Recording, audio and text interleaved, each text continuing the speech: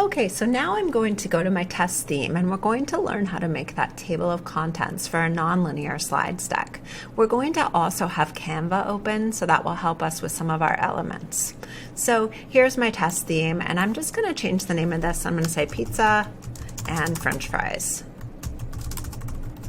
And today we will learn about their history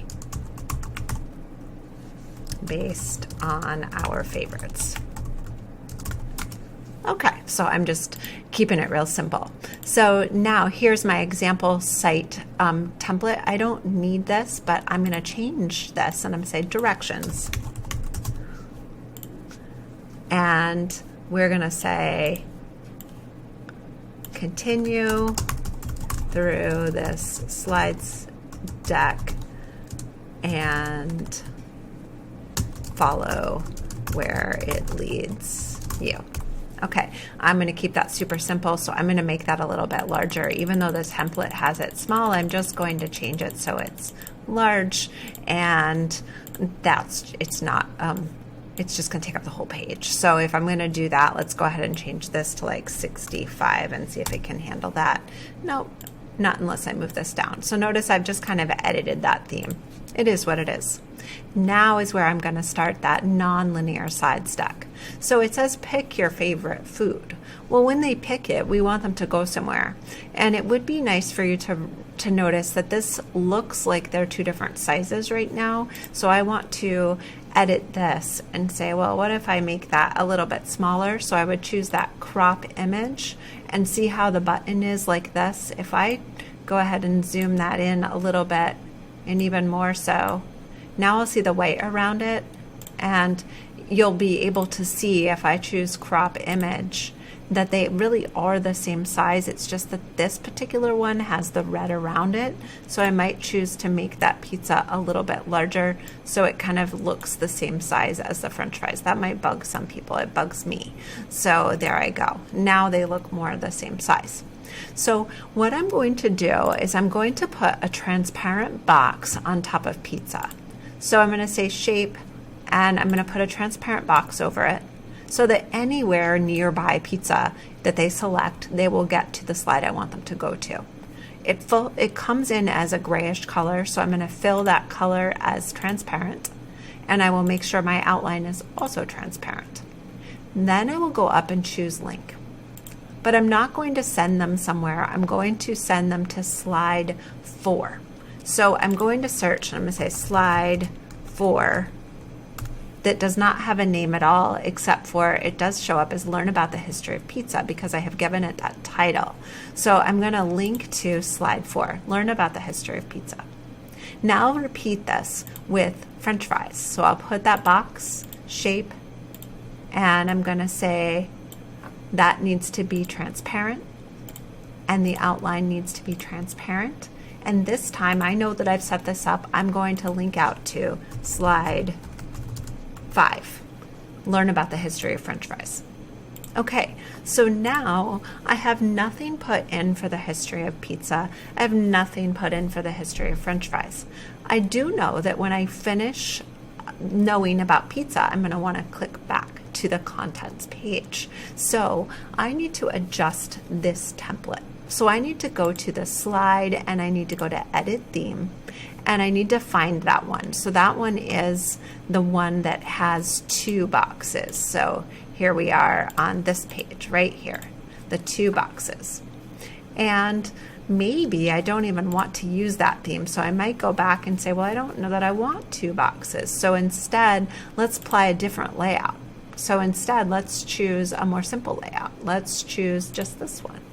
Now it's only 1 box. Makes it nicer for me.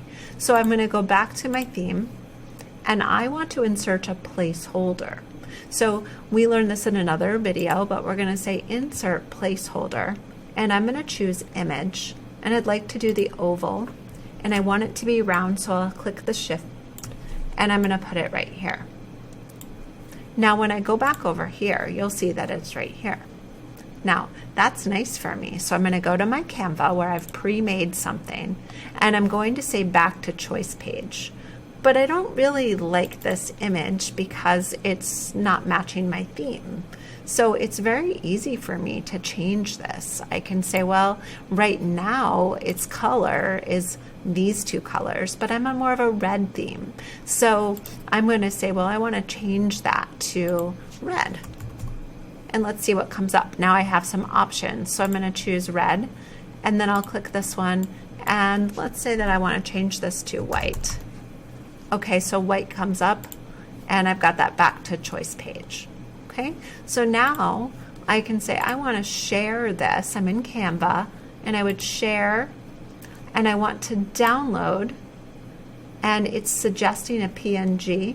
I can use a PNG or a JPEG when I'm pulling into Google Slides, and I will download, and it's going to come down, and then I will go back over to Slides, the correct one, and I will replace this from my computer, upload from my computer, and I'm going to go to Downloads, and here I have back to choice page. Okay, so there it is. Now that's all fine and good, but it won't work unless I link people back to slide 3. So I need to select this box, and I can choose link, and I would say this time now slides in this presentation is showing up, so I can choose slide 3. Okay, now I've got this, and I've learned about the history of pizza, and I'll say here is the history of pizza. So let's maybe go ahead and add the history of pizza. So what if we insert a video and we say search history of pizza? Let's see what comes up. The secret history of pizza, the secret history of pizza. We can choose something. So I will say, okay, select, and we will put that right in.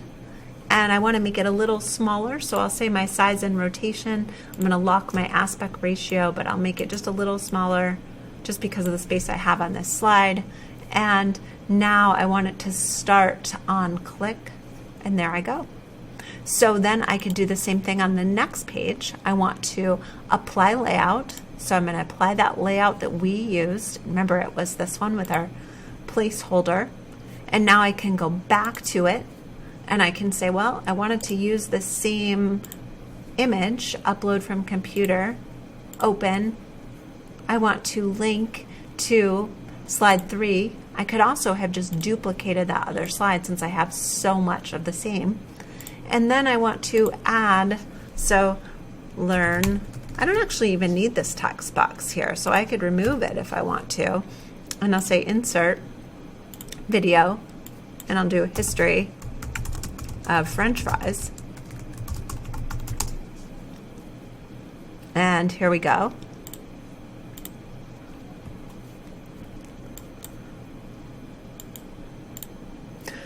So now I'm done. I have my 5 slides, and I'm going to choose slideshow so you can see how this works. And I'll go to slideshow. And now here we go. We're going to learn about their history and based on our favorite food. And we can click forward and continue through the slides deck. You could have a next button if you want to. We can talk more about that. But here it says pick your favorite food. You may add some text if this is new for your students or your adults and say select the image. But I'm going to click and I'm going to say pizza. Okay, so I'm going to learn about the history of pizza. I would watch it. But maybe I'm a student who wants to say, well, what if I had picked French fries? So I go back to the choice page. Ooh, learn about the history of French fries. Now I'm back to choice page. So very easily with Canva and with Google, I was able to merge the two and make this really nice interactive yet short slideshow.